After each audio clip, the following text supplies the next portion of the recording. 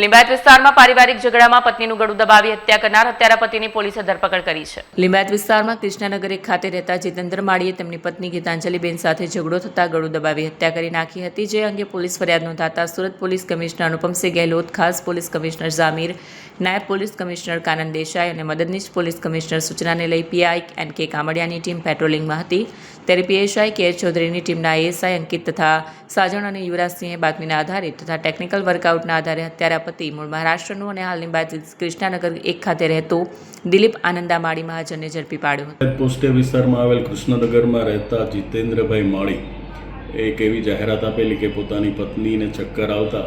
પડી જતા મૃત્યુ પામેલ છે, જે સંબંધે પોલીસે લિંબાયત પોલીસ ખાતે એડીનો બનાવ બનવા પામેલ છે એ બાબતની જાહેરાત લઈ અને તપાસ હાથ ધરેલ। તે સંદર્ભે તપાસ કરનાર અધિકારીને લાશની સ્થિતિ જોતા એના ગળા ઉપર દબાણના નિશાનો જોવા મળેલા, જેથી પોલીસે જે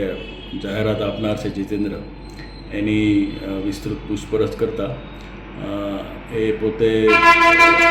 એની પત્ની સાથે એના ચારિત્ર્ય બાબતે શંકા હોય એની સાથે ઝઘડો કરી અને આ બાબતે એને ગુસ્સો આવતા પોતાની પત્નીનું ગળું દબાવી દીધેલ હોવાની હકીકત જણાવેલ। જે સંદર્ભે જે મરણ જનાર છે ગીતાંજલિ એના ભાઈને બોલાવી એની સાથે એની પૂછપરછ કરતા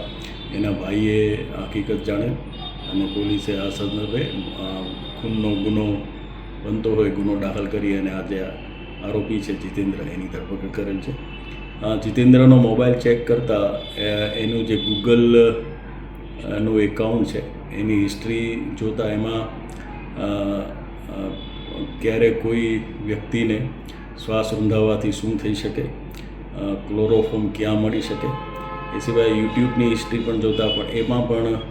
કઈ રીતે માણસને જે છે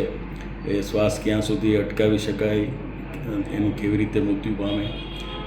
અને ક્લોરોફોર્મ ક્યાં મળી શકે, મેડિકલ શોપમાં મળે કે નહીં, આ બાબતની હિસ્ટ્રી જોવા મળે,